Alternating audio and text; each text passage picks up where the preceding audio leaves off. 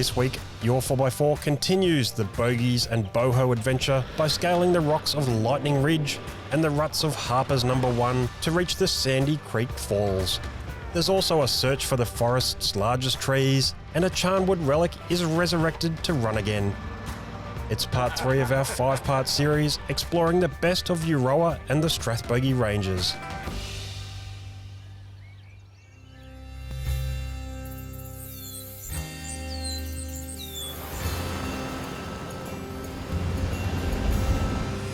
Your 4x4 is presented by Austrac Campers, Trek Hardware 4x4 Superstore, ARB 4x4 Accessories, Clearview Accessories, Piranha, Nava, Mike Allman, and Cooper Tyres.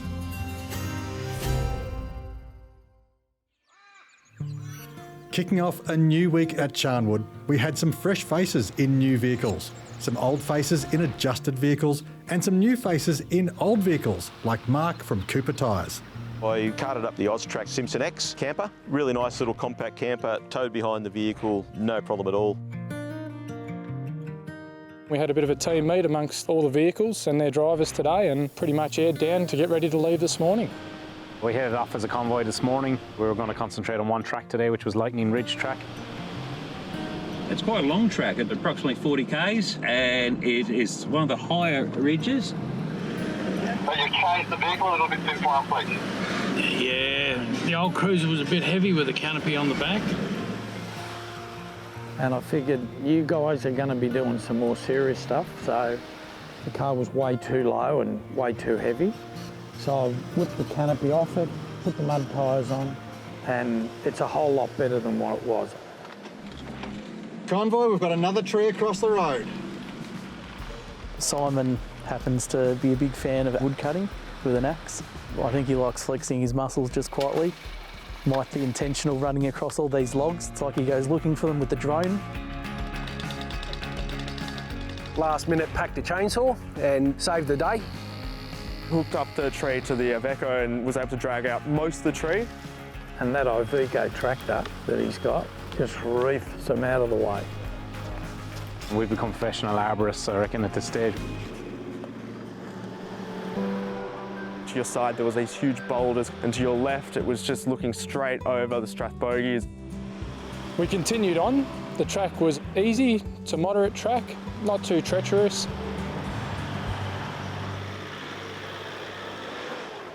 And then we were introduced to our first technical challenge, I guess you'd say, which was a Greasy rock climb.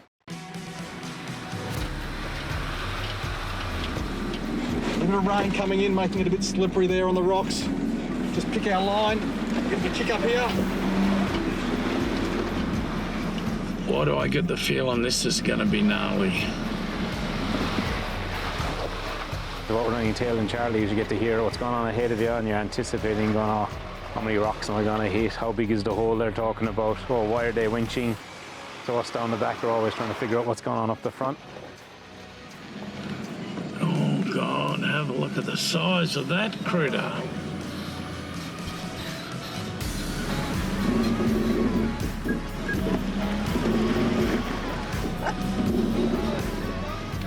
Hooked up on a big rock here, or trying to get over one.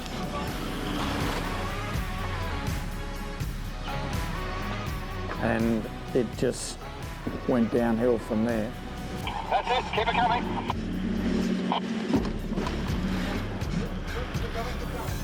There's a big hole and a massive big rock on the one side. If you slipped to the left, you could caught in the rock and weren't going anywhere. How do you reckon James is going to go, Grant? I wonder when they're going to make this highway properly. Unfortunately, the area we're at, there weren't any decent-sized trees that we could actually punch them to. Reversing back was challenging. The guide was okay, but I sort of used my own intuitions. Tully's Jeep's going to be an imprint in the front of the 200. And when they were winching through it, I could see his diff actually dragging over one of the big boulders, leaving a nice score mark across the top. Nicely done. Yeah, well, nicely pulled out. Okay, so we're in a martini section, I'll call it. There's a fair bit of rocking and rolling. Come on, stay to the right. Go, over. This is where you learn. Am I right now? Yeah, it's not your car. Alright, we'll just floor it. It is his inheritance though. Yeah. Right. Go, accelerate, go right. Go, accelerate, go right.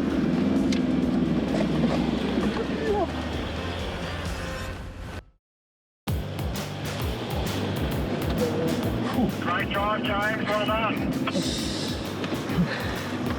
My driving is being generous is probably worse, but being biased is definitely better than everyone's.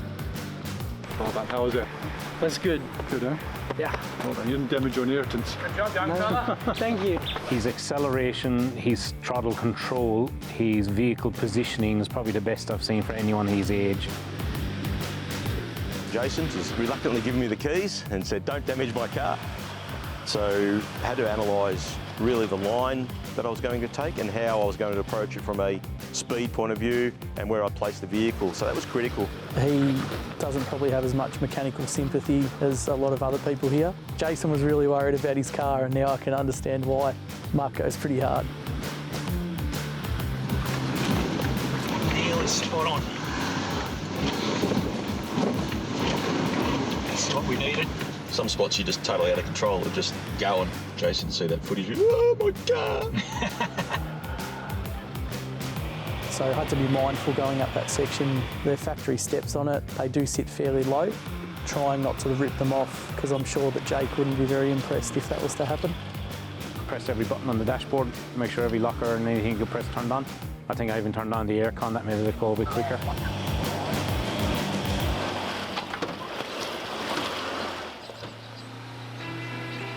Climbing, we're sitting now at just under 700 metres, so we're actually up quite high. We're quite cloudy up here where we are.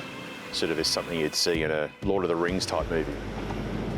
Lots of mossy rocks. Yeah, lots of mossy rocks and all the beautiful trees and the green. It's just been beautiful. Well, it'd be awesome if you could take some of them home and put them in your backyard.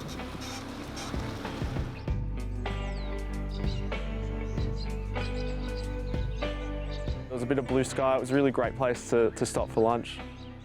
Believe it or not, it was like flicking a switch. The skies opened up, the sun came out. We all channeled our inner mountain goat and climbed on some big granitic rocks. We had a very good view of Lake Nillacoody. And we got back down and finished our lunch. One of the worst things you want to happen is for your fridge to lose power and all of your food spoils. It would end a camping trip very, very quickly. So with My Coolman, it's even easier with their smartphone app to control your fridges. Turn them on and off, make sure the temperature is running, change the temperature and set your turbo to on and off. It's quick and easy and ensures that you've got power to your fridges and they're running correctly all the time. No sooner did we finish lunch, we were back on the track, and within a couple hundred metres, another tree down. There was a peppercorn eucalyptus tree, which is just absolutely monstrous. I think we had something of everything. We've had sun, we've had hail. We better get out of this. Started absolutely pissing down. Rather than get saturated, I headed for the high road and jumped back in the car. The hail was coming down, just small hail, but it was definitely hail.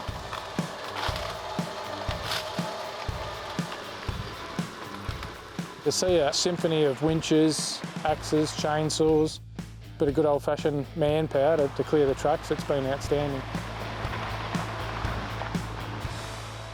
Got the fire going, more than keen to get around that, and that's what it's all about, the bush TV sometimes. But yeah, hopefully we're going to go sit down by the fire and relax, and I can't have a beer, but everyone else will, so. It's a little slice of heaven, really. It really is. The hospitality here at Charnwood's been amazing. We have a full range of adventure type of activities. So you can come here, you can go canoeing, bike riding, bushwalking, abseiling, rock climbing, and sitting around in the sun as well. Well, I want to go on the zip line, so hopefully I get to go on the zip line soon. When we took the place over about 16 years ago, it came with the fire truck. This is an old relic from the Lima East CFA, and these are well known for being tough tracks. Now this thing's been parked here for a few years, it hasn't started, and we've got a jump starter, so how about we have a crack at seeing if we can get this thing going? It was a great day. It's a better day than being in the office, so. And sorry about that, guys, at work. We'll have to get over it.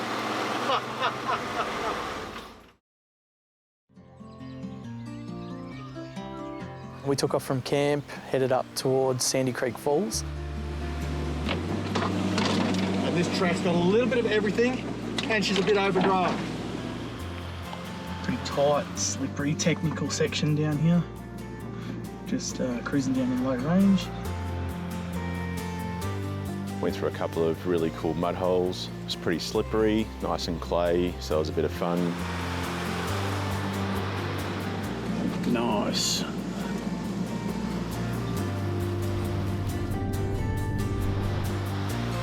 We go into the big hole, but nice and tight, keep it going, boy.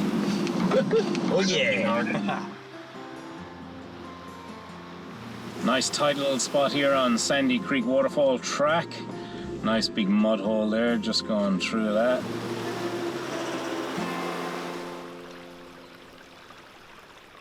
We got into a downhill descent with very deep ruts, and it was clay. Hitting that, it's very slippery, very slimy. If you slide off the high spots into the crevices, you'll end up possibly de-beading a tyre by hitting it on the sidewall.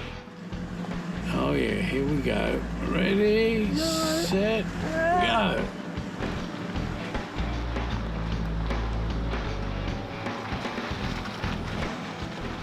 Very, very slowly. Is that the tyre?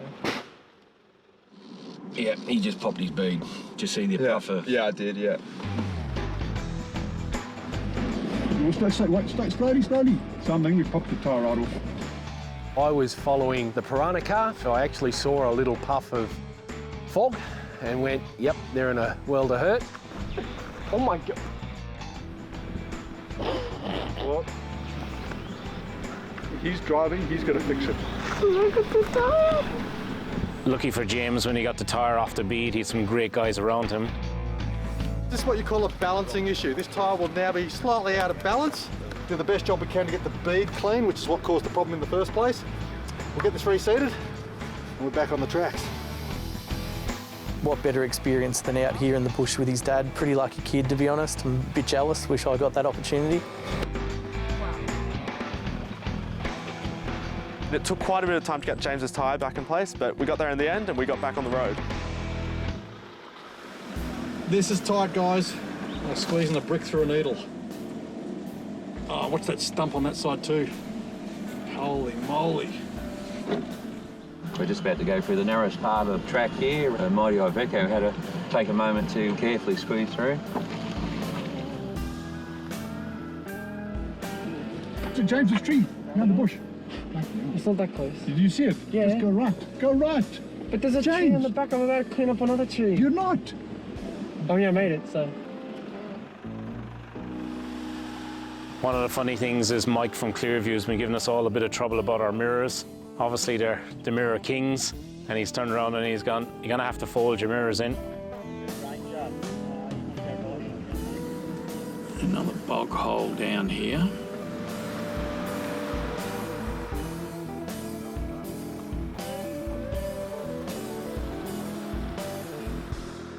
After that, we ended up finishing up at Sandy Creek Falls. So we are on the top of the ridge and we could hear the waterfall in the distance. As you can tell, there's no more driving from here. This is now where you come into yourself. This is where you gotta trust your body, you gotta trust your own treads.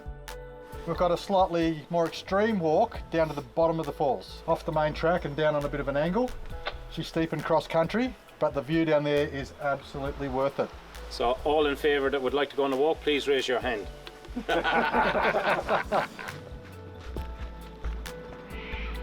It's quite slippery. You have to be careful of some of the prickly bushes, a few of the thorns and whatnot to get you when you're not looking. Once we got down to the bottom, was it worth it? Absolutely. It was magnificent. I had no idea that there was waterfalls like that around here. Looking up the granite, there was covered in moss, there was a really nice flow down the waterfall. I got some sensational photos, well worth the trip, well worth the visit. Once we had finished viewing the waterfall, time to head back out. Now this tricky little section we came down, the camera car was first to go out there and unfortunately got caught in the rut on the right. The car that usually is ahead of us all the time is the camera vehicle, and that's the one that carries all the gear, all the crew. As we were talking down the bottom about how they're going, are they winching, I heard a large whoosh. And I said that sounded like a tyre leaving the bead. Sure enough, it was. Long story short, I think the camera car pretty much skull dragged itself up the hill with the help of the winch, and once out of the way, the rest of us would continue. Seeing that was a bit of a blow to my confidence. It really knocked me back a bit because I started to think maybe I won't get up it as easily as I thought. And then Simon went up, and that Iveco is like a tractor. It just crawled up the hill. Amazing traction. We got Louis from my Coolman on board. We're climbing this nasty chopped out hill, and he's getting to feel the power with the big Iveco. We were all a little bit dubious, not having the height or the tyre size that the Iveco does. It was my turn straight after it, and I thought I'm going to be just sitting on my belly and going nowhere. Anyway, I got into it.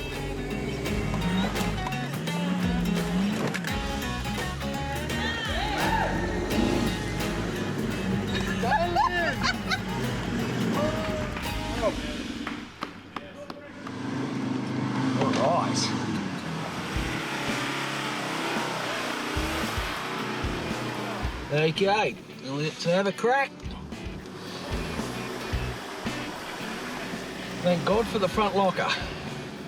Driven a few Jeeps, so I'm pretty confident he can actually handle my heavy right foot.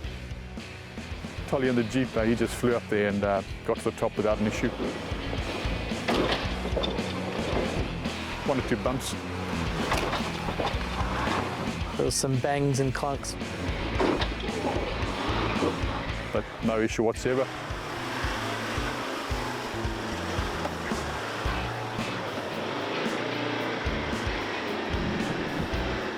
Evan, don't be shy, mate. Went up on the right-hand side, crossed over to the left, and the Raptor did it with ease. I'm pretty lucky, fairly capable vehicle. Plenty of RPM, boys, it's all good.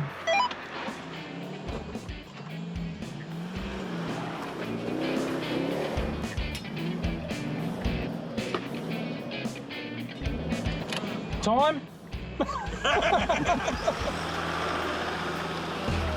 Stick right, keep it right, keep right up on the right. Okay, go hard left. Go. Proud moment.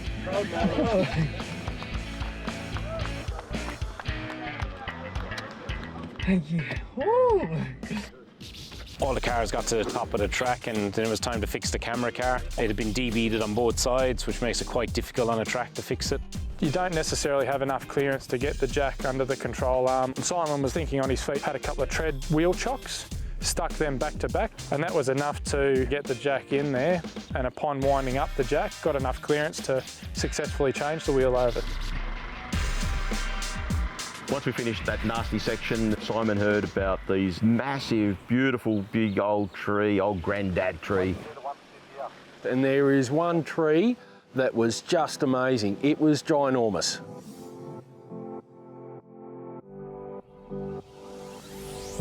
These amazing old-growth trees are a reminder of the region's rich history. To learn a little bit more, we headed to the Aurora Farmers Arms Hotel Museum back in town. Aurora's got a very nice museum. There's a heap of memorabilia and equipment and machinery and hay baling machines. And then when you go outside, you've got all the old equipment that they used in the early farming days back here. So all the sheep presses, the wool presses, the whole history of the Strathbogie Shire. Then made our way back to camp again. The chains on your trailer are a critical component of safe towing. Now there's a big argument about whether you align them parallel to the vehicle or cross them over. The right way to do it is to actually cross them over, because the whole idea of the chains is not just to keep the trailer attached to your vehicle, it's to catch the drawbar if it does unhitch and drop. So cross your chains over and you'll have a safe towing experience. The crew settled into camp, gathered around the fire and satisfied their hunger after another challenging day on the wet and muddy tracks. Having passed the halfway point of our journey, the attention turned to what the final few days of our Strathbogie adventure had on offer.